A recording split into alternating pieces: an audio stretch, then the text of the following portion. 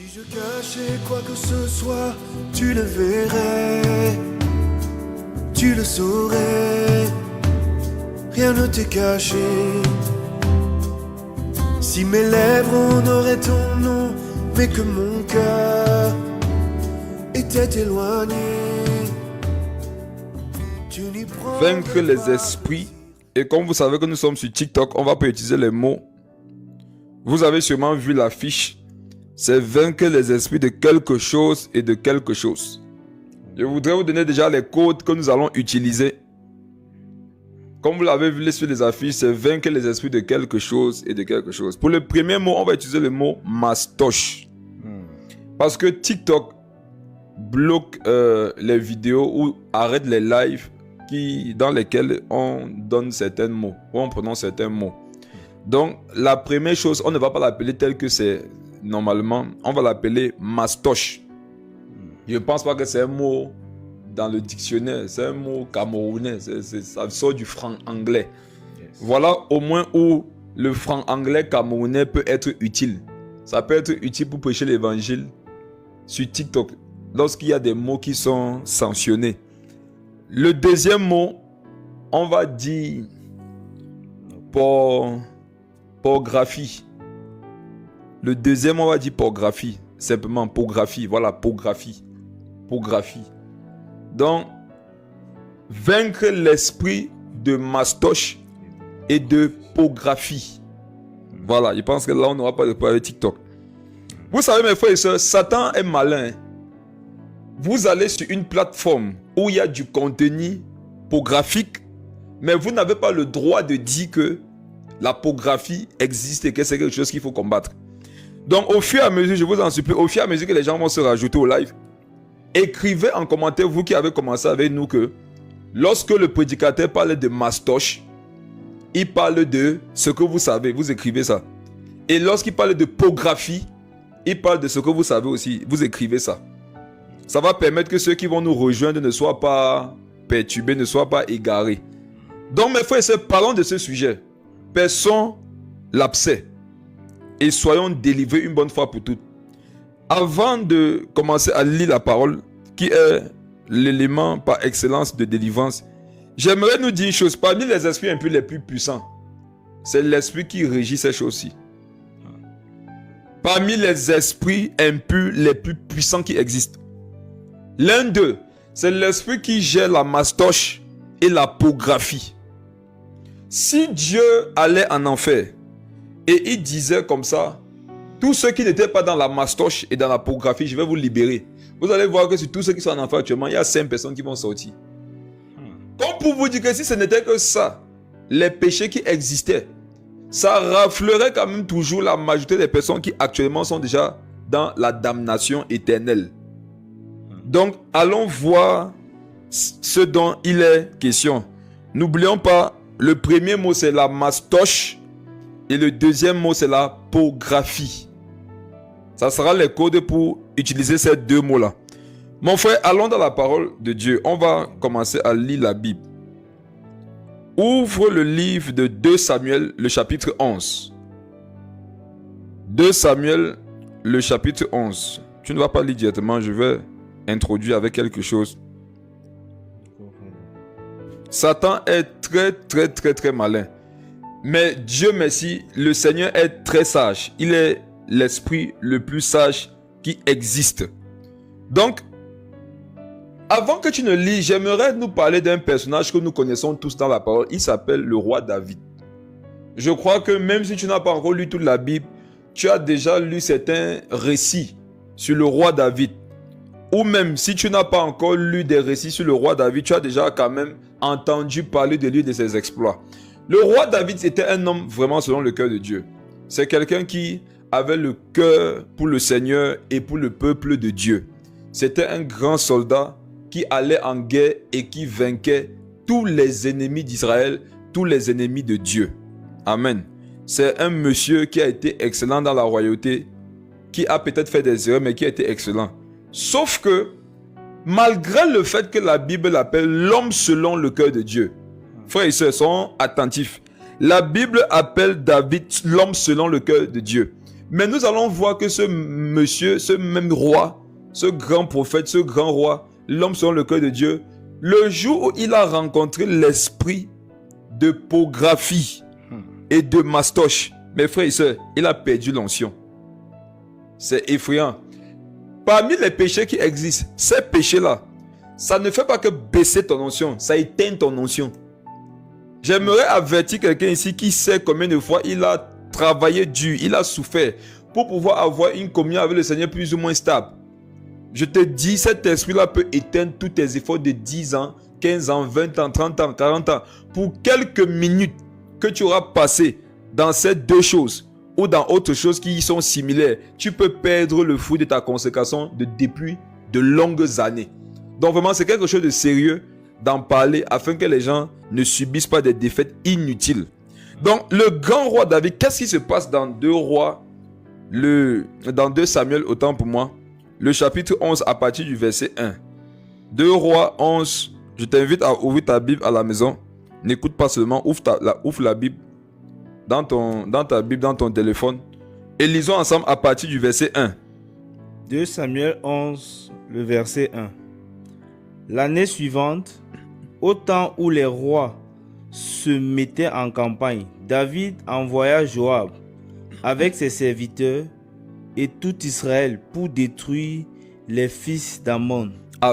Amen. Amen. Mes frères et sœurs, s'il vous plaît, soyez attentifs. Je ne vais pas courir, le sujet est très sérieux. Relis posément depuis le verset 1. Verset 1. L'année suivante, au temps où les rois se mettaient en campagne. Ici, il y a les révélations. Moi, une chose qui me passionne dans les Écritures, c'est que Dieu peut te montrer des vérités profondes où apparemment il n'y a rien à voir. Apparemment, il n'y a rien à manger. La parole de Dieu, c'est une nourriture, c'est un miel. Et parfois, tu peux lire des choses et déjà, il y a des délivrances qui frappent. Mais pas le Saint-Esprit. De toi-même, tu ne peux pas voir. Yes. Est-ce que tu es dans la strong? Oui, padre. C'est intéressant que tu sois dans la strong. Mais frère, on va aller en profondeur. J'espère que vous qui êtes connectés, vous aimez les profondeurs de la parole. Parce que lorsqu'un péché est profond, il faut que la délivrance soit profonde. Amen. Si tu as une blessure profonde, on ne doit pas venir la soigner de façon superficielle. Si on soigne la superficialité de la blessure, malgré le fait que ça cicatrice à l'extérieur, tu vas ressentir des douleurs à l'intérieur. Et ça va s'affecter un jour, quand tu vas repartir à l'hôpital, on va te dire qu'en fait, à l'intérieur, tout est pourri, il faut amputer. Personne ne sera amputé ici. Pourquoi? Parce qu'on va aller dans les profondeurs. Tu es au bon endroit. Toi qui dis que j'ai à lutter contre la mastoche, j'ai à lutter contre la pornographie, j'ai à lutter contre les relations illicites. Toi qui es fatigué de ça, là, regarde, ta délivrance c'est ce soir. Amen. Même toi qui n'étais pas connecté, qui est actuellement en train de regarder ça sur YouTube, ta délivrance c'est maintenant. Écoute jusqu'à la fin. Donc, l'année suivante, au temps où les rois, amen. Amen. Clique sur roi. Au temps où les rois. Clique sur roi. Roi vient du terme hébreu Melech, qui signifie Malcolm. Roi très haut. Roi très haut. Est-ce que tu as remarqué que dans la strong, il y a un cercle devant d'un mot qu'on n'a pas traduit? Vérité.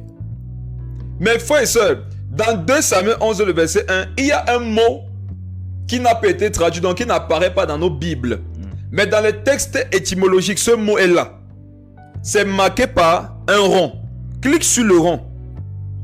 Roi là, c'est Melech, n'est-ce pas? Melech. Maintenant, le rond qui est devant, c'est quoi? Malhak. C'est Malak.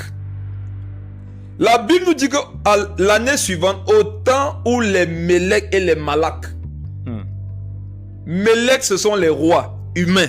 Maintenant, Malak, on nous dit que c'est qui? Messager. Messager dans les anges. Il y a ça quelque part, généralement traduit par ange. Ange. Cependant, écoutez-moi très bien, frères et sœurs. Les anges ne sont pas que les êtres bons qui sont au service de Dieu. Les démons sont des anges, mais des anges déchus. Yes. Lorsqu'on parle d'un démon, c'est un ange qui a été déchu. N'est-ce pas que Satan a beaucoup de messages? Satan, c'est un messager. Amen. Amen. Donc, l'année suivante, au temps des rois humains et des rois ou des anges spirituels, la parole de Dieu nous fait comprendre que dans 2 Samuel 11 au verset 1, c'était une saison Regarde, clique sur temps. Au temps. L'année suivante, au temps. Clique sur temps. Temps, Mhm, qui vient du terme hébreu et, mhm. qui signifie temps, Oui. temps, époque d'un événement, temps usuel, Mhm. destinée, fortune, Amen. Donc c'était un temps de destinée. destinée. C'était une époque qui conservait en elle la destinée des gens. On nous dit qu'en ce moment-là, qu'est-ce qui s'est passé? À l'époque où les rois, les Malek, les Mélèques et les Malak, l'année suivante, au temps où les Mélèques ou les Malak se mettaient où? En campagne. Se mettaient en campagne, ça veut dire quoi, mes frères et sœurs? Ils se déplaçaient pour les guerres. À cette époque, pour la survie, pour leur destinée, les humains, les rois humains avec leur armée, de même que les entités spirituelles, parce que ta vie est régie par le spirituel, les humains et les entités spirituelles se mettaient en campagne pour faire les guerres. Qu'est-ce qui s'est passé? David envoya Joab. Arrête-toi là. Mes frères et sœurs, David, pendant que les autres rois sont en campagne, qu'est-ce que lui fait? Il ne va pas en campagne, il envoie Joab. Soyez très attentifs, vous allez voir. Je vais vous montrer ce soir comment l'esprit de mastoche et de pographie détruit les vies. Voici, je vais vous montrer quand est-ce que l'esprit de mastoche et de pographie peut entrer dans ta vie, entrer dans ton quotidien, entrer dans tes habitudes et détruire ta vie, détruire ta famille, détruire ton ministère. On nous dit qu'à cette époque, c'est une époque sérieuse. Les rois et les esprits sont en mouvement. Chacun essaye de faire une campagne pour gagner des guerres, pour s'assurer des territoires, pour assurer sa survie et celle de son peuple, de sa famille et tout ça. Qu'est-ce que le roi David fait? Lui, avant aussi, il allait en campagne. Il était toujours devant l'armée. Quand le roi David était toujours devant l'armée, en campagne, il y avait des scandales qu'on ne voyait pas dans sa vie. Lorsque David était debout servant Dieu, il y avait des choses qu'on ne voyait pas dans sa vie. On entendait plutôt des cantiques. Saül a tué ses 1000. David a tué ses 10 000. Voilà le style de témoignage qu'on avait sur David. Mais un jour, David a perdu l'habitude d'aller en campagne. Pendant que on nous précise que les autres rois y allaient, mais lui, il restait dans son trône. Il restait au palais. Lui, David, envoya Joab. Ça veut dire qu'il n'est pas parti en campagne, il n'est pas allé en guerre, lui il est resté. Lis la suite. Avec ses serviteurs et tout Israël. Donc David est resté sur place, il a envoyé Joab, il a envoyé les serviteurs, il a envoyé Israël combattre. Lui il est resté au royaume, profiter de sa royauté. Lis la suite. Pour détruire les fils d'Ammon et pour assiéger Rabat. Mais David resta à Jérusalem. Relis la fin. Mais David resta à Jérusalem. Écoutez ce détail. La Bible nous donne ce détail parce que c'est très important. La Bible nous donne ce détail parce que c'est ça qui a été la porte pour le scandale que vous allez voir devant. On dit que les autres rois allaient en campagne avec les esprits. Ça veut dire que les rois sorciers faisaient leur sorcellerie, ils partaient avec les esprits. Les rois qui craignaient Dieu, sûrement faisaient leurs prières, chantaient des cantiques et allaient en campagne. David, qu'est-ce qu'il a fait? Il a envoyé Joab, il a envoyé l'armée, il a envoyé tout Israël. Et la parole nous précise que, mais, quand on dit mais, ça veut dire que c'était un problème. Mais David fit quoi? Resta à Il Jérusalem. resta à Jérusalem. Mes frères et sœurs, quand la Bible dit que mais David resta à Jérusalem, c'est parce qu'il n'aurait pas dû le faire. Tu sais pourquoi tu tombes dans certains péchés? C'est parce que tu n'es pas en campagne. C'est parce que tu restes chez toi. C'est parce que tu restes dans certains lieux que tu tombes dans certains péchés. Si tu étais en campagne pour le Seigneur, tu n'aurais pas le temps de pécher. Mes frères et sœurs, qui a le temps de se brosser les dents en guerre? Qui a le temps de se laver en guerre alors qu'il y a des coups de feu partout? Alors que la mort est à quelques millimètres de moi? Qui a le temps pour la distraction? Qui parmi vous peut aller jouer au football sur le terrain de guerre? Il n'y a pas le temps pour ça. En la guerre, on fait la guerre. Donc quand il y a la guerre on devrait faire, mais toi tu n'es pas en train de la faire, tu t'exposes à beaucoup de choses. Mes frères et sœurs, allons au verset 2, commencer à voir des choses plus intéressantes. Un soir, David se leva de sa couche. Regardez comment les versets bibliques qui commencent à parler des gens qui ne vont pas en guerre commencent. On dit quoi? Un soir, Quand est-ce qu'on pêche le plus? Le soir. Quand est-ce que les mauvaises choses se passent? Le soir. Quand est-ce qu'il y a le plus de tentations? Le soir. Quand est-ce que tu peux facilement trouver une prostituée? Le soir. Quand est-ce que les sorciers sortent beaucoup de leur corps? Le soir. Quand est-ce que les brigands, les cambrioleurs font leur travail? Le soir. Le Seigneur Jésus un jour même disait que si le maître d'une maison savait à quelle veille de la nuit, il n'a pas dit à quelle veille du jour, il a dit à quelle veille de la nuit, le dérobeur viendra pour percer, il ne dormirait pas, il veillerait pour l'attraper. Donc même Jésus sait que le soir est propice à la manifestation de certains esprits et d'un style de vie. Quand tu allais détruire ta vie dans le péché, toi qui es déjà converti, tu faisais ça quand c'était jamais la nuit. Même si c'était en journée, tu faisais l'effort d'être dans une atmosphère de nuit. C'était en journée, mais tu fermais la porte, tu fermais tout. Parce qu'il fallait être dans les ténèbres. Donc David n'est pas allé à la campagne. Il est resté à Jérusalem. Et directement nous dit quoi? Un soir. Parce que Satan calcule le soir les gens qui ne vont pas en campagne. Satan calcule le soir les gens qui ne vont pas à la guerre. Il était censé être en train de camper en face de l'ennemi avec le peuple de Dieu. Et là-bas, il ne pouvait pas avoir le temps d'être tenté par ce qui se fait le soir. Mais comme il est resté à Jérusalem, la Bible nous dit un soir. Qu'est-ce qui s'est passé un soir? David se leva de sa couche et, comme il se promenait sur le toit de la maison royale, Reprends, lis posément, reprends ça. Un soir, David se leva de sa couche. Oui. Et comme il se promenait. Comme il se promenait. Mon frère, clique sur le mot se promener. Lis les 3 premiers mots. Définition. Ça vient de alak qui veut dire aller. Aller. Marcher. Marcher. Venir. Venir. Regarde. Se promener, c'est alak. Alak, c'est quoi? Aller. Marcher. Venir. Regardez, mais vous connaissez ce mouvement, non? C'est le mouvement des gens qui errent. C'est l'errance. David, comme il n'était pas en guerre, il a commencé à errer. C'est le comportement des démons. David n'était pas un démon, non? Mais il a commencé à avoir le comportement des démons. Lorsque Dieu t'attend en guerre, tu n'y es pas. Tu vas commencer légitimement, parce qu'il était roi. Tu vas commencer légitimement à avoir un comportement de démon. David se promenait. Voilà que pendant que l'armée était sur le terrain, lui qui était censé être devant eux, qu'est-ce qu'il faisait? Il se promenait. David se promenait quand? Un soir. La Bible ici nous montre qu'il est dangereux de se promener le soir. La Bible est claire. Amen. Vous qui dites souvent que tous les sujets ne sont pas clairs dans la Bible. Tous les sujets sont clairs dans la Bible. Amen. La Bible nous montre que tu ne dois pas te promener le soir. Si tu veux te promener le soir, quitte-le chez toi. Tu pars une veille de prière, mon frère. Amen. Tu veux te balader le soir, regarde, quitte-le chez toi. Va à un programme. Va peut-être parce que tu voyages.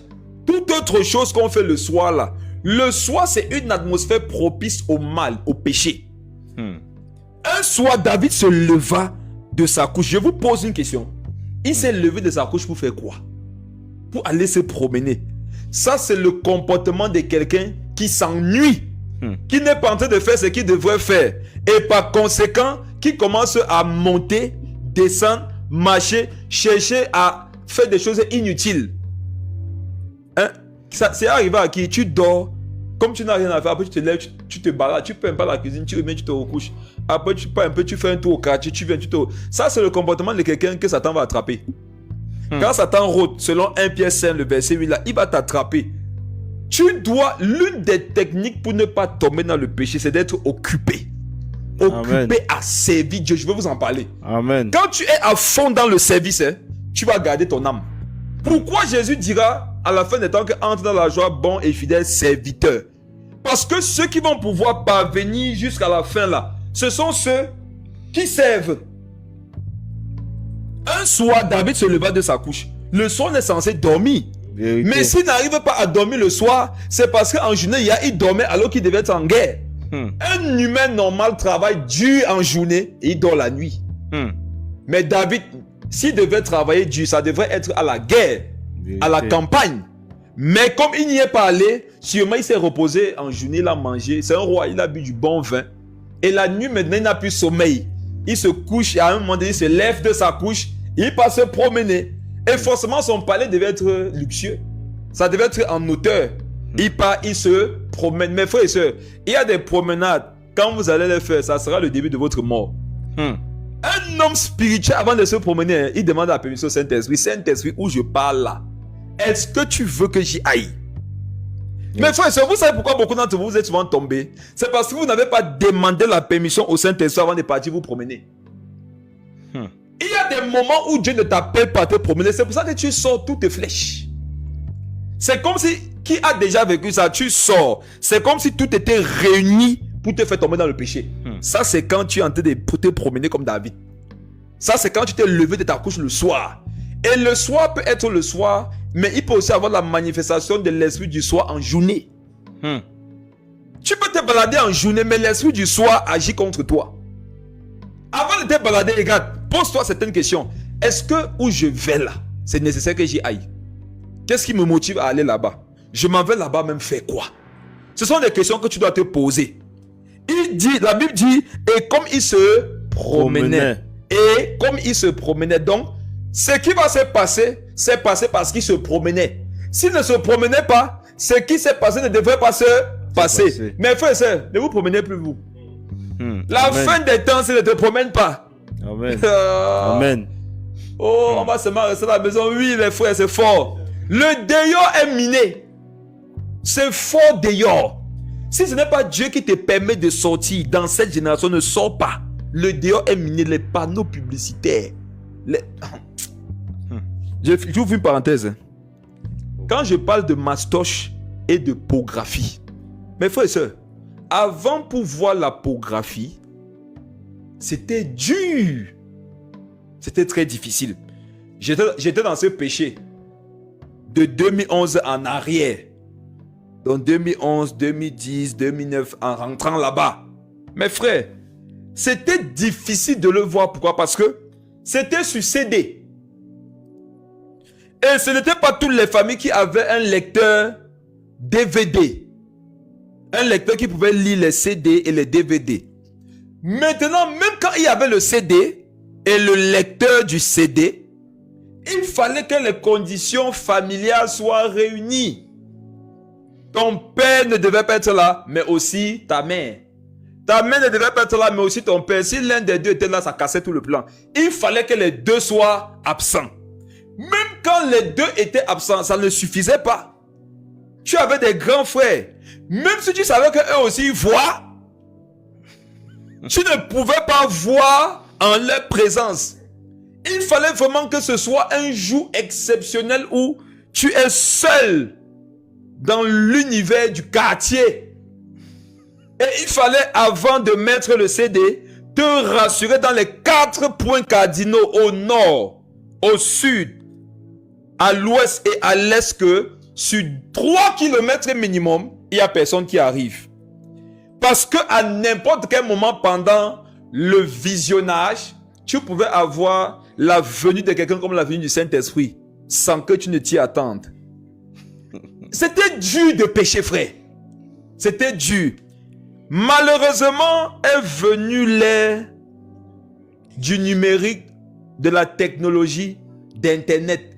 Aujourd'hui, on peut être deux comme ça, mais je suis en train de voir, tu ne sais pas. Vérité. Je peux ouvrir une page de pographie et une page d'un enseignement. Et quand je regarde, si je vois que tu t'approches, je change facilement sur mon téléphone, j'écoute la prédication. Et dès que tu vas, à la seconde près, je reviens sur le film obscène. Mes frères et sœurs, je voudrais vous dire une chose, pas pour vous encourager. Vous tous qui êtes chrétiens en 2025, acclamez pour vous. Même vous qui êtes ici au studio, non, acclamez. Non, je ne dis pas que vous êtes arrivés. Si tu es chrétien en 2025, tu dois acclamer pour toi.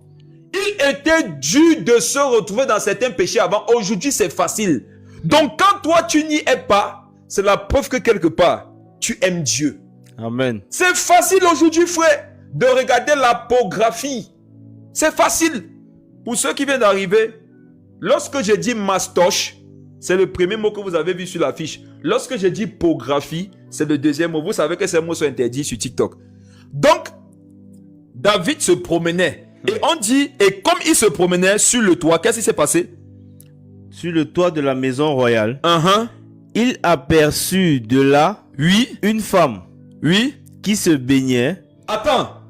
Comme il se promenait, Promenait. c'est parce qu'il se promenait qu'il a aperçu qui? Une femme Pornographie. Elle faisait quoi? qui se baignait. Observer une femme qui se baigne, c'est la pornographie. Yes. Pourquoi il a vu la femme qui se baignait? Parce qu'il n'est pas allé en campagne. Ok. Il n'est pas allé à la guerre. Hmm. Il se promenait. Promenait. Est-ce que ta promenade elle est spirituelle?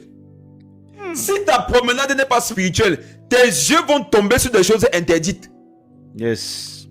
Si tu ne travailles pas dur en journée pour te reposer la nuit, tu vas t'ennuyer. Et le soir, tu vas chercher comment combler le temps. Comment passer les minutes, comment passer les heures. Et un esprit, l'esprit du soir va te dire, va mettre quelque chose, tu vois, pour passer du temps. Reprends ça comme il se baladait.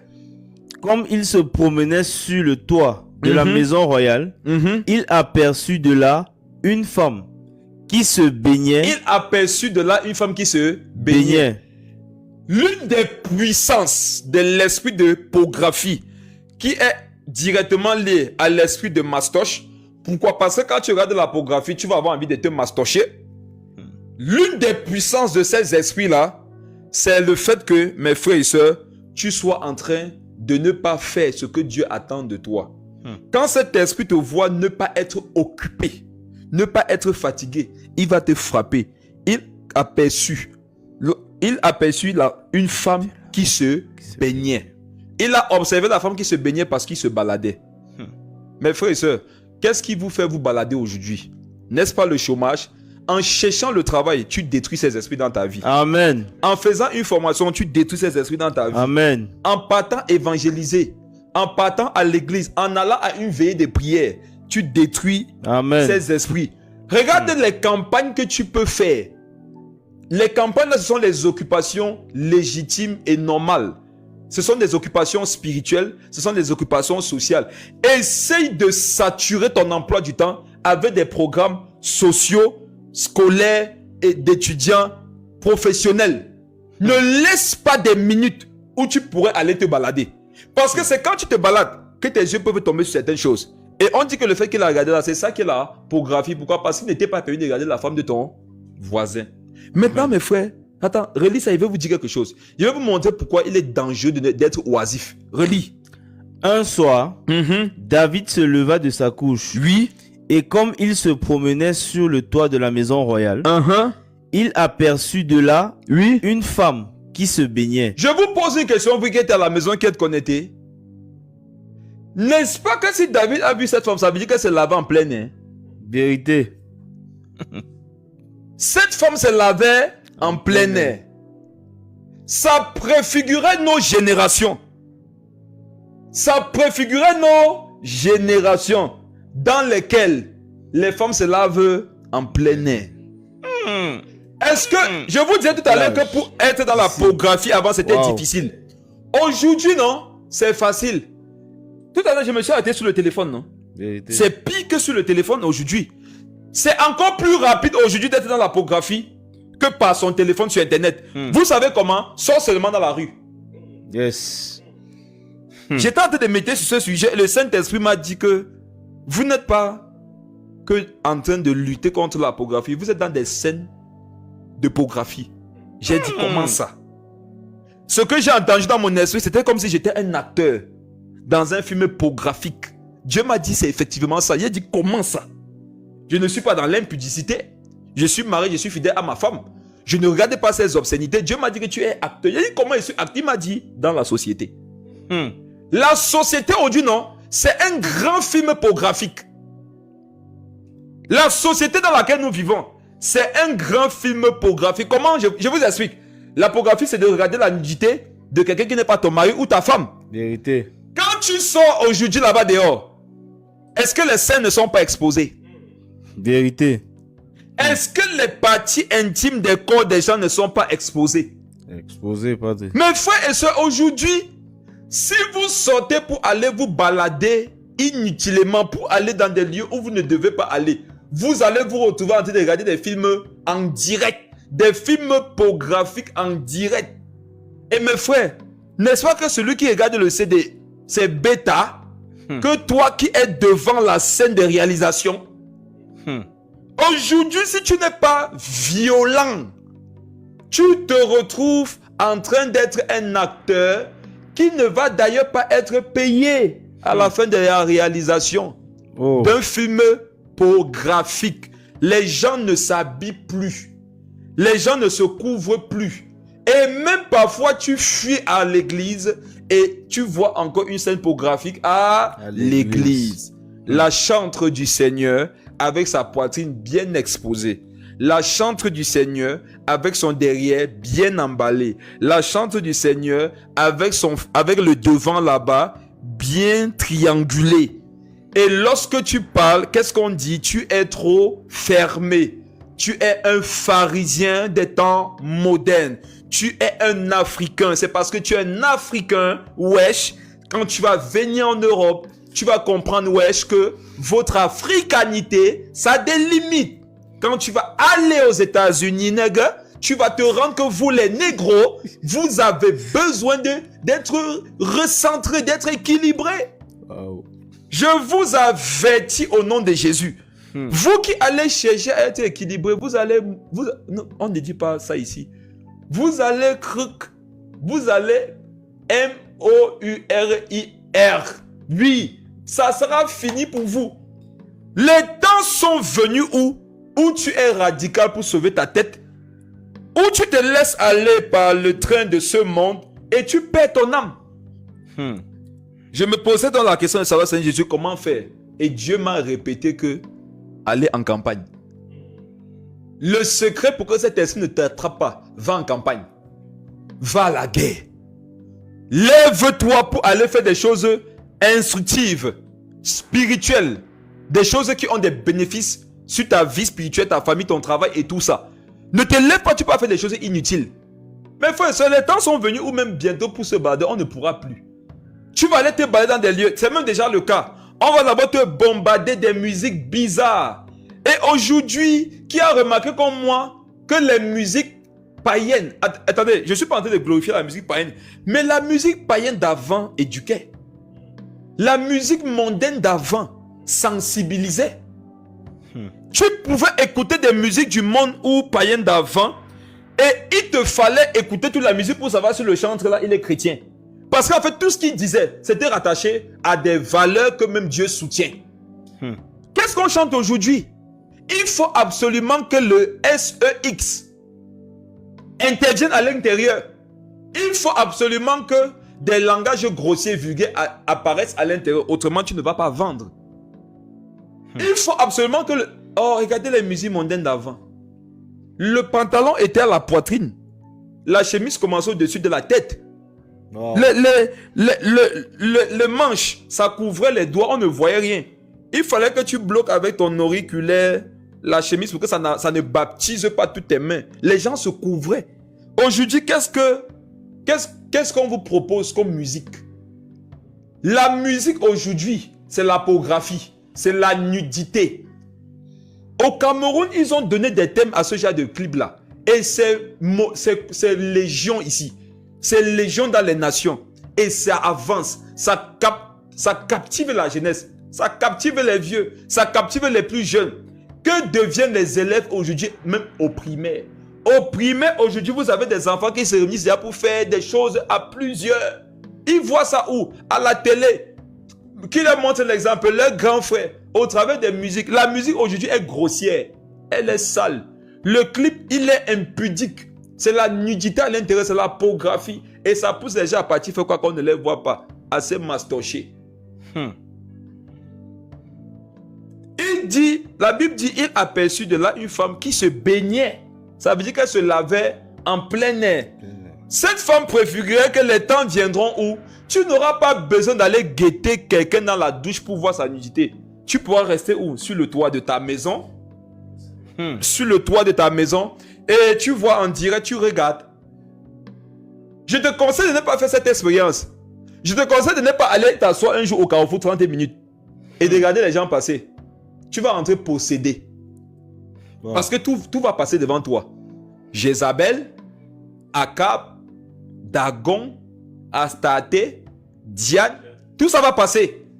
Les sirènes, tu vas tout voir. Il y a combien de frères qui ont failli faire l'accident? Parce qu'ils étaient au volant. Une femme ne se baignait pas nue, mais elle marchait nue. Et ses regards ont frappé sur elle. Et il voulait continuer à voir. Et voilà, à pim pim, c'est les klaxons qui l'ont fait revenir en route. Les esprits de mort, j'ai vu ça dans un film chrétien. Les esprits de mort, les esprits de creux, oui, les esprits de ça là, aujourd'hui, passent beaucoup par la nudité pour créer les accidents de la circulation. Il y a beaucoup de personnes dans nos sociétés, ce ne sont pas les humains. Vous devez être conscient de ça. Beaucoup de personnes dans nos sociétés ne sont pas des humains. Ce sont des personnes qui sont chargées de troubler vos mentalités, vous distraire lorsque vous êtes au volant, vous distraire lorsque vous êtes à pied, afin que vous soyez frappés de certains malheurs. Elle se baignait où on pouvait la voir. Ça veut dire qu'aujourd'hui, si en cet instant le cas, aujourd'hui c'est grave. Quand vous marchez dans la rue aujourd'hui, vous voyez publicité de savon, c'est quoi? C'est une femme nue. Publicité de brosse à dents, c'est une femme nue. Pourquoi on ne fait jamais les publicités? On ne fait pas généralement les publicités avec les hommes. Ou bien quand on fait avec les hommes, lui aussi il est en caleçon. Il est en Bermuda. Pourtant, c'est une marque d'huile, c'est une marque d'huile de cuisson qui est présentée. Wow. Donc, marque d'huile pour préparer, mais il faut que ce soit un homme en Bermuda. Il faut que ce soit une femme avec le soutien-gorge. On te parle de la tétine. Qui doit téter la tétine? Ce n'est pas le bébé. Mais on va te mettre une fille bien mince qui prend la tétine. Elle arrête ça comme ça. Et voilà que toi, un père, tu peux acheter la tétine. Quand tu attrapes au supermarché, on te dit que, hey, le père, tu as accouché. Ta femme a accouché, dit que non, tu fais quoi avec la tétine? C'est là qu'il dit que, hey, je fais quoi avec la tétine? C'est comme ça qu'on envoûte les gens pour qu'ils achètent ce dont ils n'ont pas besoin.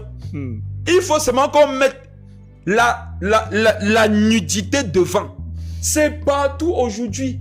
Je vous interpelle, chrétiens, je vous en supplie, vous, changez. Ne vous conformez pas au siècle présent, mais soyez transformés par le renouvellement de votre intelligence. Amen. Laissez Dieu vous donner de comprendre que vous ne devez pas suivre le cours que le monde entier, qui se vautre un peu plus chaque jour dans le péché, veut vous imposer. Il faut résister et montrer que c'est possible d'être décent. Nous sommes même un peu bénis, nous qui sommes en Afrique. Les frères et sœurs qui sont en Europe, en Amérique, pleurent. Ils disent qu'en été, parfois, ils n'arrivent pas à marcher dans les rues. Les gens marchent carrément nus. Les gens ne s'habillent pas. Ils disent qu'il fait chaud. Mais moi, j'ai fait un jour une méditation sur la décence vestimentaire. Et j'avais étudié la décence au temps de Jésus-Christ. Il faisait chaud en Israël. Il faisait chaud à Jérusalem. Mais regardez les habits dont on parle. Les larges phylactères, les longues franges, les tuniques, les robes. Vous vous en rendez compte? Est-ce que vous savez qu'en ce temps même les pharisiens portaient les longues robes? Même les pharisiens étaient décents au temps de Jésus alors qu'il faisait chaud. Toi aujourd'hui tu dis que tu es chrétien ou bien que tu crois en Dieu. Tu n'as même pas la décence du pharisien à l'époque où il faisait chaud. Or la Bible dit que si ta justice ne dépasse pas celle des pharisiens, tu ne seras pas sauvé. Tu n'es pas plus décent qu'un pharisien, tu ne seras pas sauvé. Donc arrêtez de dire que c'est parce qu'il fait chaud. Tout le monde a chaud. Si il fait chaud, dois-tu donc pécher pour aller dans le lac du feu? Si la condition pour aller au ciel, c'est de bien se couvrir même s'il fait chaud, est-ce qu'il ne faudrait pas le faire? Il faut le faire. Elle se lavait en public. Elle se lavait dehors. Mes frères et sœurs, vous n'allez pas empêcher les femmes de se laver dehors, non? Mais vous pouvez vous empêcher de vous balader. Amen. Vous pouvez vous imposer d'aller à la campagne. Amen. Vous pouvez vous imposer d'aller à la guerre, oui. Lis la suite. Et qui était très belle de figure. J'ai dit, vous pensez que le Seigneur nous donne ces détails parce qu'il y avait trop d'encre dans son bic? Le Seigneur veut nous aider. Elle était comment cette femme qui se baignait à l'air libre? Très belle de figure. Très belle de figure. Donc, elle attirait. comme le péché. Si vous avez remarqué, vous qui étiez esclave et qui, je l'espère, ne l'êtes plus, des films pornographiques comme moi à l'époque, je n'avais jamais vu un film pornographique et une actrice était laide. Je n'ai jamais vu. Ça nous confirme que l'esprit qui était derrière la femme-ci, c'est le même esprit qui agit jusqu'à aujourd'hui. Amen. Vous pensez que les esprits qui ont fait tomber les gens dans la Bible, ils sont partis en retraite? Ils sont actifs jusqu'à aujourd'hui. Lucifer et les démons, ils sont actifs jusqu'à aujourd'hui. On dit elle était comment? Très belle de figure. Très belle de figure. Lorsque Satan voudra te faire tomber dans le péché, qui est-ce qu'il va envoyer vers toi? Une fille très belle de figure. Un jeune homme très beau de figure. Quand Satan veut faire tomber un père, une maman, il va envoyer qui? Son petit-fils ou sa petite-fille, très beau de figure, très belle de figure, avec de très belles formes. Parce que le péché, c'est l'attrait physique. C'est la convoitise des yeux. Ce que tu ne peux pas convoiter, tu ne peux pas forcément tomber à l'intérieur, Satan, sachant ça, il a investi dans le beau. Satan a beaucoup investi dans le beau. C'est pour ça que quand vous voyez par exemple ces publicités impudiques là, ce sont des images, c'est même pas 4K, c'est même pas 8K, c'est plus l'infini K. Il n'y a aucun défaut. La fille n'a pas de bouton. Sa peau, c'est la peau d'un nouveau-né. Ses yeux, voilà. Ses yeux, on garde ça au frigo. C'est seulement qu'elle va sortir qu'on met dans ses orbites. Quand elle revient, on met au... Donc, mes frères, et quand vous avez remarqué la qualité des femmes-là, quand vous avez remarqué la qualité des garçons-là, comprenez que Satan veut y finir avec vous. Vous-même, soyez sages et comprenez que ça, non, c'est le piège. C'est trop beau pour être vrai. C'est trop beau pour être simple. On précise qu'elle était très belle de figure. Ça préfigurait que les temps viendront où des femmes très belles de figure vont exposer leur nudité. Mes frères et sœurs, nous parlons, soyons délivrés. Mon frère, n'est-ce pas, tu aimes quand là-bas c'est debout, hein? Quand la poitrine est debout, tu vois les bouts. Ça fait comment? Voilà, il a arrêté de rire à la maison. Satan, sachant ça, il ne peut pas te tenter avec les bâtons les femmes qui ont les bâtons de manioc. Vous savez que quand c'est les bâtons de manioc au Cameroun, c'est un truc qui tombe comme ça. C'est une nourriture qui tombe. Tu vois, c'est pas ce que tu peux comme ça, tu lances pas derrière l'enfant pour qu'il tête. C'est ce qui a une belle forme. C'est ce qui est debout. C'est ça que Satan sait que tu aimes. Parce que tu étais dans le monde, il t'a vu convoiter ces choses. Alors pour te faire chuter au dit, qu'est-ce qu'il va faire? Il va prendre les mêmes choses que tu aimais dans le monde. Voilà pourquoi lorsque tu te convertis, tu dois faire un travail sur ta propre personne. C'est pour ça que la Bible disait dans le livre de Pierre de ne pas oublier de sanctifier des anciens péchés. Et on va voir ça. Là, une femme qui se baignait et qui était très belle de figure. On comprend par là que ce qui est beau et qui est facile d'accès n'est pas forcément à prendre. Vérité. Amen. Amen. La leçon qu'il faut tirer ici, c'est que ce qui est beau et qui est facile d'accès n'est pas à toucher. Qu'est-ce qui est beau et facile à prendre aujourd'hui? La pornographie. La mastoche. C'est beau. C'est facile d'accès. C'est à cause de ces deux critères que tu dois fuir ça comme la mort. Voilà, c'est sorti.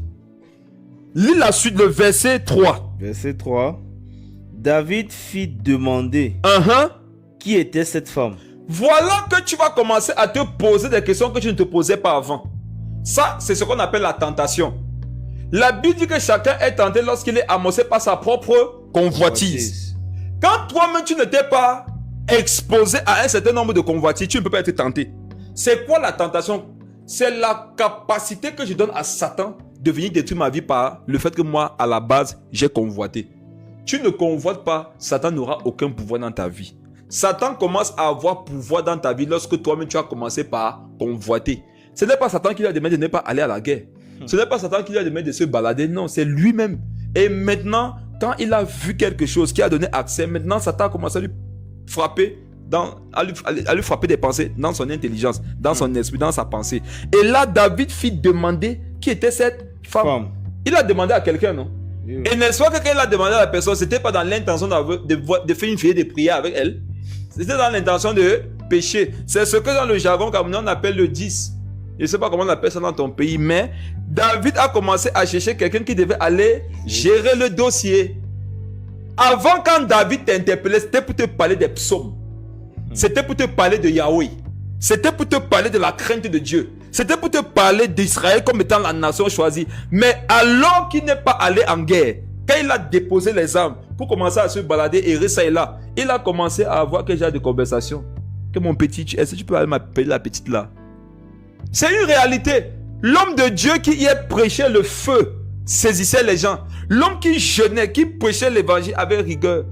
Voilà qu'il n'est pas allé en guerre. Il s'est baladé, il a convoité. Il est parti chercher un jeune homme pour lui dire que c'est qui la petite là?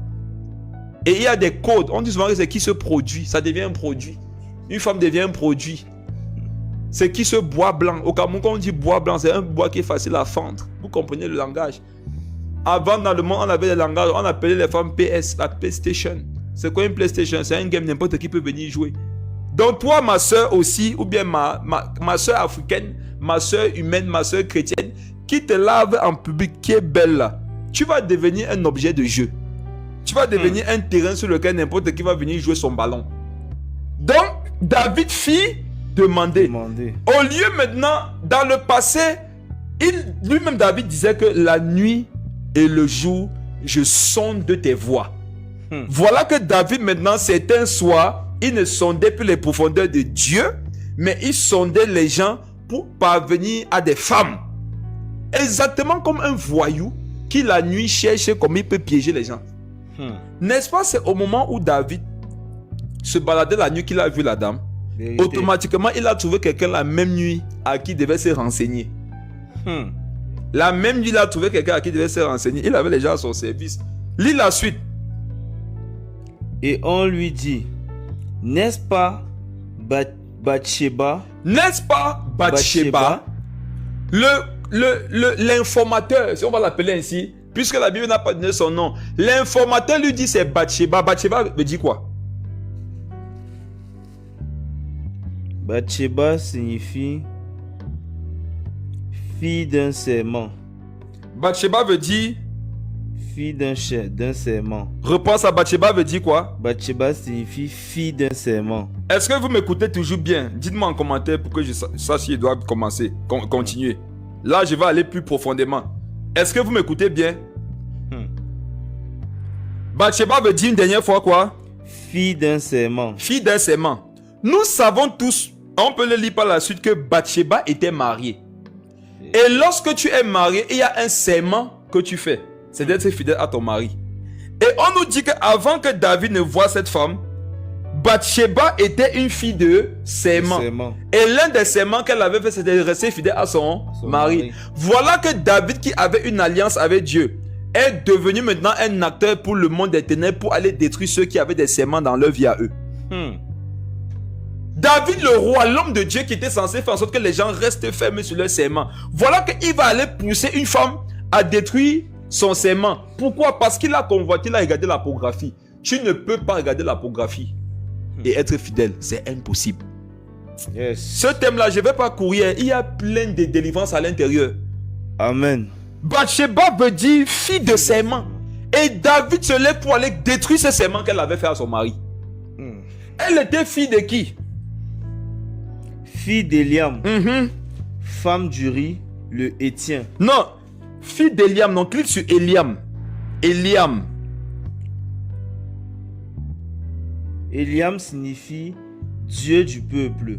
Répète ça. Ça veut dire quoi? Dieu du peuple. Donc, Bathsheba était une fille de serment. Son nom veut dire fille du serment. Et elle était la fille du Dieu du peuple. Dieu du peuple. Qui était le Dieu du peuple à cette époque? C'était Yahweh. Quand David se lève pour aller détruire la vie de cette femme, les significations du nom de Bathsheba et du nom de son père, ça exprime que par un seul adultère, dû au fait qu'il a regardé un film pornographique, il devait aller détruire un foyer et toute une nation. N'est-ce pas, c'est ce qui est arrivé plus tard? Vérité. Il a détruit un foyer, il a détruit la royauté, il a détruit son règne, il a détruit tout le pays. En regardant un seul film pornographique, tu peux détruire ta vie et la vie de tout un pays. Tu peux détruire un couple, un foyer, une famille. Il y a des hommes qui ont regardé des films pornographiques où des femmes ont des seins debout. Et comme sa femme a déjà accouché, les seins sont tombés. Qu'est-ce qu'il fait? Il part chercher dehors ce qu'il a vu dans le film. Mais ceux qui êtes mariés, priez pour vos conjoints. Afin que s'ils avaient des antécédents dans le monde, d'une certaine conscience et d'une certaine connaissance pornographique, que le Seigneur renouvelle leur intelligence. Même s'ils sont déjà mariés, vous devez prier pour qu'ils aient une sagesse et une compréhension pure du domaine du couple et des relations. Autrement, vous allez vivre avec quelqu'un qui va chercher au dehors ce qu'il voit au dedans quand vous dormez. Quand tu regardes les films pornographiques, qu'est-ce qui se passe? Tu vas chercher dans la rue celle que tu as vue dans le film. Et comme ce n'est plus ta femme parce que les selles sont tombées, tu vas partir chez ça dehors et tu vas la tromper. Et voilà que tu vas détruire ton foyer, détruire tes enfants, détruire la vie de cette fille-là, détruire sa propre famille. Et c'est comme ça que la destruction, comme nous sommes liés dans le monde, ça va aller de chaîne en chaîne. Donc ne crois pas que quand tu te caches dans la douche, quand tu te caches pour regarder ce film-là, tu es caché, certes, mais les conséquences ne seront pas que dans ta vie. Ça va aller jusqu'au tu ne pouvais pas penser ou imaginer que ça devait arriver. Femme de qui? Fille d'Eliam, femme d'Uri. Clique sur Uri, c'était la femme de Uri. Il faut qu'on voit les dégâts. C'était la femme de Uri. Uri veut dire quoi? L'Éternel est ma lumière. L'Éternel est ma lumière. En regardant un film pornographique, voilà que David veut aller éteindre la lumière. N'est-ce pas qu'il l'a tué? Il a éteint la lumière. Quand tu regardes ces choses-là, tu vas éteindre la lumière dans la vie des gens. Tu vas venir à une veillée de prière, éteindre le mouvement du réveil. Tu vas éteindre le feu de la prière. Comment peut prier quelqu'un qui est tombé dans la mastoche ou dans la pornographie? Il ne peut pas prier avec zèle. Il ne peut pas prier avec foi. Ça sera la culpabilité. Et lui qui était censé apporter certaines lumières, qu'est-ce qu'il va faire? Il va éteindre la lumière de ceux qui sont déjà là. Voilà comment tu tues la vie de prière de tes frères. Voilà comment tu détruis la consécration des autres. En regardant ces bêtises-là, et tu viens maintenant, eux qui s'appellent l'Éternel est ma lumière, ils se rendent compte que mais l'Éternel est ma lumière, je ne sens pas la lumière. Le Étienne. Les Étiens, c'était les descendants des Heth. Et on sait que les Étiens, là, c'est ceux qui avaient prêté leur terre à Abraham pour qu'il enterre sa femme Sarah. Relis le verset 3 en entièreté. David fit demander qui était cette femme. Et on lui dit, n'est-ce pas Bathsheba, fille d'Eliam, femme d'Uri le Héthien? Lis le verset 4. Et David envoya des gens pour la chercher. David envoyait les gens pour la chercher. David a envoyé certaines personnes à la guerre pour lutter pour le peuple. Mais les gens qu'il envoie pour son propre cas, c'est pour commettre le péché. Je vous pose une question. Est-ce que ces gens que David a envoyés ne savaient pas pourquoi David les envoyait? Causons mes frères et sœurs. Ces gens que David a envoyés, ne leur a-t-il pas dit qu'allez me chercher? Puisque c'est fort, hein? Revenons au verset 3, homme de Dieu. Verset 3. Non, qu'est-ce que ça dit? Revenons au verset 2. Verset 2. Écoutez la parole. J'aime la Bible. Lis. Un soir, David se leva de sa couche. Oui. Et comme il se promenait sur le toit de la maison royale, il aperçut de là une femme qui se baignait et qui était très belle de figure. D'accord. Lis le verset qui suit. Écoute ça, Eman. David fit demander qui était cette femme. Attends. Je vous ai toujours dit, quand vous voulez comprendre la parole de Dieu, faites-vous des images. David a demandé qui était cette femme quand? Le lendemain? Non, papa. Pendant qu'elle était en train de se laver, non? Vérité. Donc quand David a vu cette femme se laver, il a appelé les collègues. Ils ont fui. Ensemble. Mes frères, c'est dangereux d'être dans la distraction. Tu vas tomber, non? Et tu vas faire tomber les autres. David a vu la pornographie et il a appelé les gens pour dire que je vous dis que c'est qui ici? Puisque pour qu'on lui réponde que c'est la femme de tel, il fallait qu'ils soient aussi en train de la voir. Donc, écoutez mes frères, lorsque le Seigneur Jésus a vu notre nudité, qu'est-ce qu'il a fait? Il l'a caché. David a vu la nudité de Bathsheba, il est parti appeler les collègues. Il a dit les gars, il y a un truc gratuit qui est là dehors, vous faites quoi dedans? Venez on pas voir. Et quand il a dit de qui est cette femme, pour voir de qui est la femme, il faut que les gars aussi soient en train de regarder. Donc quand David les envoie chercher Bathsheba, ils ont causé. Je vous pose maintenant une question. Comment ces gens regardaient le roi David le lendemain? Comment est-ce qu'ils pouvaient le regarder le lendemain? Quand tu es dans la pographie, la mastoche, l'honneur qui était dû à ta personne, ça va tomber. Je suis convaincu que ces gens avant voyaient David comme étant le puissant soldat. L'homme qui a tué ses 10 000. Mais le lendemain, comme David leur a montré les films pornographiques, comme David leur a montré comment ils peuvent aller chercher des femmes pour lui, le lendemain, je ne suis pas convaincu qu'il l'appelait encore mon roi. Je ne suis pas sûr que le lendemain, ils l'ont encore appelé l'homme selon le cœur de Dieu. Sûrement, ils l'ont appelé collègue ou frère. Ami. Parce qu'on sait, tu nous as envoyé chercher cette femme. Tu nous l'as présentée lorsqu'elle était nue. Et quand tu nous envoies aller chercher une femme que nous avons vue ensemble nue, nous savons ce que tu veux faire avec elle. Nous savons ce que tu veux faire avec elle. Mais frère, je vais vous dire une chose. Cachez-vous comme vous voulez pour être dans la mastoche, dans la pornographie. Ça va être découvert. Vous-même, vous allez vous vendre par un manque de sagesse ou alors Dieu va vous exposer. Donc tu as le choix, ou tu sors de ça ou tu sors. Parce que si tu regarde, il y a des péchés qu'on ne doit pas commettre parce qu'on a parlé des péchés. C'est que mon frère, les conséquences. Le péché a des conséquences. À un moment donné, vous devez arrêter. Vous devez ne pas pécher. Pourquoi? Parce que tu sais que s'il reste dans cette affaire, ça ne va pas aller bien pour ma vie. Je suis un prédicateur. Toi qui m'écoutes, peut-être tu l'es aussi. Peut-être tu es une femme de Dieu. Te dis une chose. Le péché dans lequel tu es caché là, on va t'attraper un jour. Ça va être su. Et si tu es sage, non, sors de là rapidement. David envoya des gens pour la chercher. Il a été à partir de ce jour un mauvais exemple. Un mauvais exemple de roi.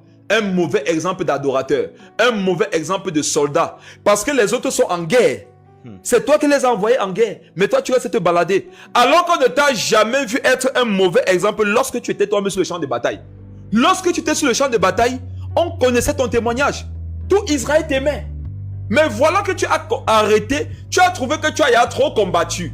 Tu as trouvé que tu as déjà trop œuvré pour Dieu. Tu as commencé à te reposer. Vous qui pensez que vous avez déjà trop servi Dieu, vous devez maintenant vous reposer là. C'est le jour où vous allez prendre des vacances que vous allez tomber. Quand est-ce que certains hommes sont tombés dans l'adultère? C'est le jour où ils sont partis en vacances. Quand est-ce que certaines femmes sont tombées? C'est quand ils sont partis en vacances. Est-ce qu'ils sont en train de te dire qu'il faut parler en vacances? Vas-y. Mais tu vas en vacances où? Et tu y vas avec qui? Hein? Tu es marié? Une femme du sexe opposé te dit allons prendre un moment à l'hôtel quelque part pour se reposer parce qu'on travaille beaucoup. Toi, tu prends tes pieds, tu pars. Tu pars où? Tu es naïf. Ne sais-tu pas ce qui peut se passer là-bas? Mon frère, lis le verset 4. Et David envoya des gens pour la chercher. Oui. Elle vint vers lui et il coucha avec elle. Quand les gens là sont venus avec elle, est-ce qu'ils savent pas ce qui s'est passé? Ils savent. Voilà que le roi David, s'il les rencontrait le lendemain, est-ce qu'il pourrait les regarder en face comme un roi? Jamais. Voilà que Dieu peut t'élever. Mais toi-même, tu t'abaisses devant des enfants, devant des petits. À cause de quoi? À cause du péché. Mon frère, pendant que je suis en train de parler, j'espère que tu es en train de voir comment tu vas aller prendre ta collection pour concasser ça. Si c'est dans les CD. J'espère que tu es en train de nettoyer ton téléphone. Ou alors de partager le live là à quelqu'un que tu connais qui est un collègue. Partage ce live à quelqu'un que tu appelais souvent lorsque tu voyais Bathsheba se laver. Cette fois-ci, appelle-le pour voir comment on doit couvrir Bathsheba. Regardez, faisons un résumé déjà de l'histoire. Lis du verset 1 jusqu'où tu es arrivé là. 2 Samuel 11 à partir du verset 1. L'année suivante. Posément, pour qu'on redite posément, vas-y. L'année suivante, au temps où les rois se mettaient en campagne, David envoya Joab avec ses serviteurs et tout Israël pour détruire les fils d'Ammon et pour assiéger Rabat. Mais David resta à Jérusalem. Un soir, David se leva de sa couche et comme il se promenait sur le toit de la maison royale, il aperçut de là une femme qui se baignait et qui était très belle de figure. David fit demander qui était cette femme et on lui dit: n'est-ce pas Bathsheba, fille d'Eliam, femme d'Uri le Héthien? Verset 4. Et David envoya des gens pour la chercher. Elle vint vers lui et il coucha avec elle. Après s'être purifiée de sa souillure, elle retourna dans sa maison. Amen. Relis le dernier verset par lequel tu as fini. Verset 4. Et David envoya des gens pour la chercher. Elle vint vers lui et il coucha avec elle. Après s'être purifiée de sa souillure, elle retourna dans sa maison. Amen. Amen. Ok, ça c'est le comportement de beaucoup de chrétiens. Ils sont dans la mastoche, dans la pornographie, et ils se purifient chaque jour. Mais ils n'arrivent pas à s'en débarrasser. On est en train de voir d'abord comment la chose se manifeste. Et pendant qu'on voit comment la chose se manifeste, déjà des solutions sortent. Et on a vu ce qu'il faut déjà avoir comme attitude pour ne pas se retrouver dans cette tentation. Parce que cet esprit ne peut pas te toucher lorsque tu n'es pas tenté. Et on a vu ce que David a fait pour être tenté. Arrangez-vous à ne pas être dans des situations dans lesquelles vous savez que vous serez tenté. Pendant que les autres sont en guerre, ne restez pas seul. Va en guerre avec eux. Ne restez pas seul pendant que les gens sont en train de prier, sont en train de partir évangéliser, sont en train de partir étudier, sont en train de partir chercher du travail. Ne restez pas seul. Parce que forcément, si tu es seul, tu vas te retrouver en train de faire ce que tu n'avais pas prévu faire. Donc, la suite nous dit quoi? Elle est partie, elle s'est purifiée, elle est rentrée chez elle. Dans sa maison. Lis la suite. Cette femme devint enceinte. Voilà. Malgré la purification. Ta purification ne va pas empêcher que tu aies une maladie sexuellement transmissible. Ta purification ne va pas empêcher que tu tombes enceinte. Ta purification ne va pas empêcher que tu détruises ton année scolaire, que tu détruises ton travail. Il y en a, à cause de ces choses-là, ils sont devenus des prédateurs. Des prédateurs dans leur lieu de service. Ils doivent tirer sur tout ce qui bouge. Il y en a maintenant qui sont esclaves dans leur lieu de service, à l'école, dans leur famille même. Il y en a, c'est en famille leur lieu d'opération. C'est en famille qu'ils opèrent. C'est en famille qu'ils sont devenus nuisibles. Et parfois même envers des proches parents. Ce n'est pas parfois que les gens veulent se retrouver dans ça. C'est qu'ils se sont rapprochés de cet esprit qui leur a donné une onction pour qu'ils se mettent à commettre un certain nombre d'abominations. Relis le verset s'il te plaît. Cette femme devint enceinte. Oui. Et elle fit dire à David, je suis enceinte. Alors David expédia cet ordre à Joab. Envoie-moi Uri, le Héthien. Et Joab envoya Uri à David. Uri se rendit auprès de David, qui l'interrogea sur l'état de Joab, sur l'état du peuple et sur l'état de la guerre. Voilà que quand tu es dans ces péchés-là, tu deviens un hypocrite. L'état du peuple ne l'intéressait pas. L'état de Joab ne l'intéressait pas, ni l'état d'Uri lui-même. C'est qu'il voulait y aller chercher un alibi pour couvrir sa bêtise. Voilà que ce sont des péchés qui vont faire que tu ne seras même plus vrai dans ta vie. Tu vas devenir quelqu'un d'hypocrite. Tu vas jouer des rôles. Il n'y aura plus rien de réel, de sincère dans ta vie. Continue. Puis David dit à Uri, descends dans ta maison et lave tes pieds. Uri sortit de la maison royale et il fut suivi d'un présent du roi. Mais Uri se coucha à la porte de la maison royale avec tous les serviteurs de son maître et il ne descendit point dans sa maison. On en informa David et on lui dit, Uri n'est pas descendu dans sa maison. Attendez, soyons attentifs, ne soyons pas naïfs. Bathsheba a dit à David qu'elle est enceinte. Et il fait venir Uri de la guerre pour que Uri aille dormir avec sa femme, pour qu'ils aient des rapports et qu'on croit que l'enfant vient d'Uri. Vous regardez comment David est devenu ingénieux au mal.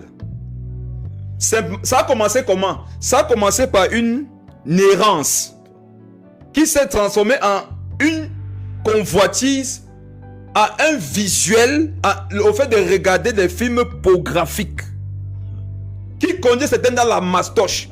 Et ça donne libre cours à des esprits que vous ne pouvez pas imaginer.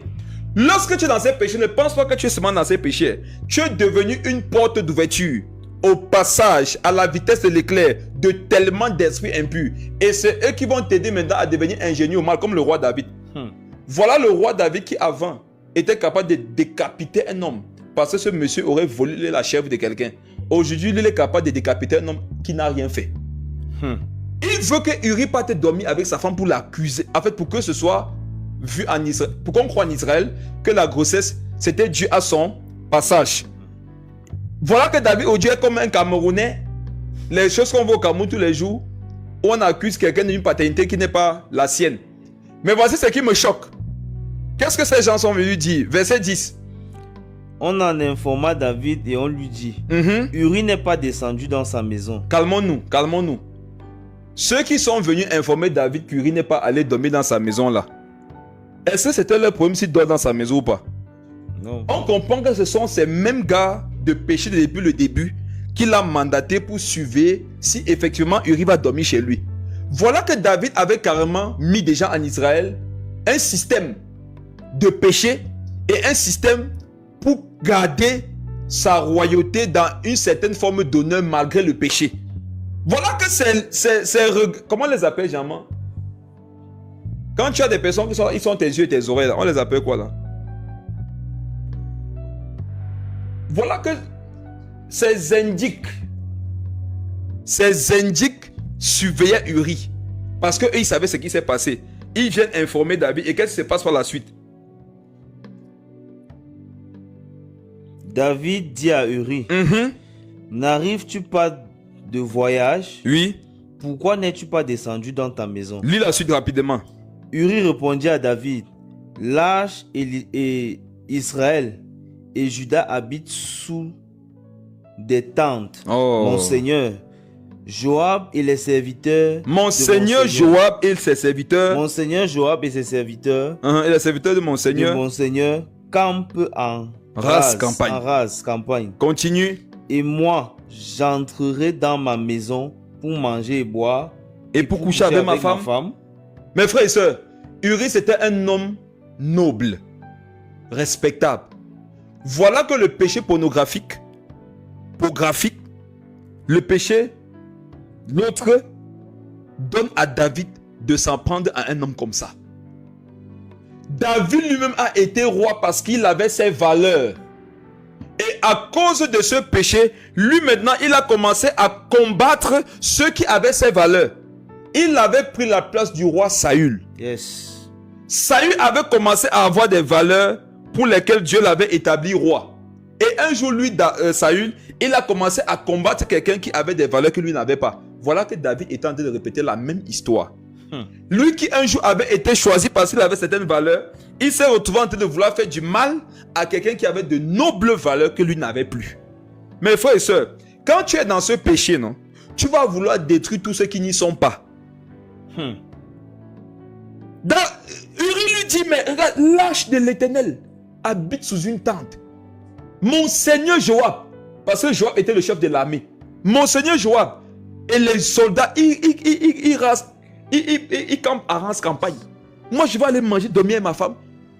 Uri disait à David, je ne peux pas me faire plaisir pendant qu'Israël est en guerre. Et c'est ce que David avait fait. David, lui, il avait choisi de rester se faire plaisir pendant qu'Israël était en guerre. Lorsque tu ne veux pas souffrir avec le peuple, avec l'église, avec les autres frères, quand tu veux te faire plaisir dans la vie, tu vas te retrouver dans ce genre de péché. Ce péché, c'est pour les gens qui ne veulent pas souffrir toute la nuit en prière. Les autres frères souffrent à veiller en prière. Les autres frères souffrent dans le jeûne. Ils souffrent dans l'évangélisation. Toi, tu dis que non, moi, je ne veux pas évangéliser. Moi, je ne veux pas prier. Qu'est-ce que tu vas donc faire comme tu ne veux pas faire ça? Tu vas aller regarder ces films-là. Tu vas aller te mastocher. Pourquoi? Parce que la nature aurait du vide. Si tu ne veux pas faire ce que Dieu attend de toi, tu vas te retrouver en train de faire ce que Satan attend de toi.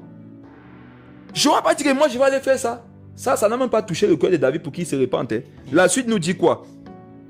Aussi vrai que tu es vivant et que ton âme est vivante, je ne ferai point cela. Oh, j'admire cet homme. Uri dit une façon de dire que malgré le fait que tu sois le roi, je t'aime beaucoup, j'ai beaucoup de respect pour toi, je ne dormirai pas avec ma femme. Je ne peux pas manquer de respect à mon Dieu et à l'armée. Or, est-ce que dormir avec sa femme, c'est un péché? Voilà que Uri trouvait que c'est anormal que lui dorme avec sa femme. Mais David n'a pas trouvé anormal que le péché ne doive pas être commis par lui. Je ne sais pas si on comprend la profondeur de cette affaire. Yes. Celui qui pouvait aller dormir avec cette femme sans problème a dit que non. Dans cette saison, n'oubliez pas qu'au verset 1, on avait vu que c'était une certaine époque où les rois et les esprits étaient en guerre, étaient en mouvement. Donc, Uri disait que c'est une époque où je ne dois pas dormir avec ma femme. Et selon la nouvelle alliance, quand est-ce qu'on ne doit pas dormir avec sa femme? Lorsqu'on est un jeune.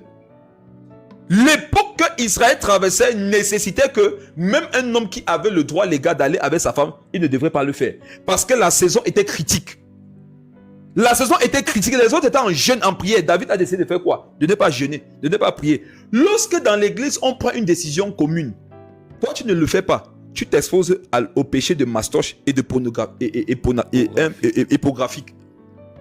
Qu'est-ce qui va te donner d'être exposé à certains péchés? C'est parce que dans ton église locale, on a décrété que maintenant, voici, cette période-ci, on doit être en train de jeûner, de prier, de lire des livres, d'évangéliser. Quand tu n'entres pas dans ce moule, tu vas te retrouver dans un autre moule qui n'est pas dirigé par l'esprit du premier moule. Lis la suite. David dit à Uri, reste ici encore aujourd'hui, et demain, je te renverrai. Et Uri resta à Jérusalem ce jour-là et le lendemain. David invita à manger et à boire en sa présence. Et il l'enivra. Oh, regardez ce qu'est devenu le roi David. Pour voir regarder un film pornographique. Ça a de grandes conséquences. Toi, tu crois que quand tu te caches, tu regardes et personne ne t'a vu, tu arrêtes de regarder, ça s'est arrêté là. Ça ne s'est pas arrêté là. Les esprits impurs t'ont vu et ils t'ont ouin. Tu vas remarquer que ton comportement va changer. Tes habitudes vont changer. Tes passions vont changer. Voilà que David maintenant devient quelqu'un qui enivre les gens. Ça, ce n'est pas le comportement des voyous qu'on a dans la société. Vérité. Qui amène des amis quelque part et ils te saoulent pour que tu couches avec une femme comme ça, tu vas aussi être dans l'adultère comme eux. Voilà ce que David est devenu.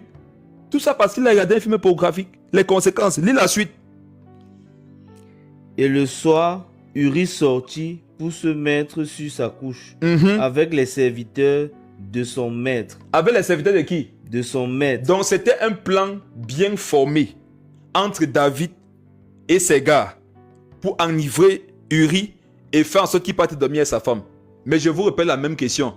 Vous pensez que ces gens voyaient encore David comme ils le voyaient avant? Non. Même s'ils ne lui disaient pas en face. Regardez, Uri qui n'a pas voulu se compromettre a dit la vérité au roi David en face. Mais ces gens qui étaient dans le péché avec le roi David, ils ne lui disaient pas la vérité en face. Quand tu as... Regarde, voici ce que tu pourras remarquer. Tes amis avec qui tu te caches pour commettre des bêtises, ils ne vont jamais te dire la vérité. C'est ça qui prouve que tu ne dois pas marcher avec eux. Tu dois marcher avec les gens qui sont capables de te dire que le mal est le mal. Le bien est le bien. Ce comportement que tu affiches, tu dois le changer. Ce n'est pas bon.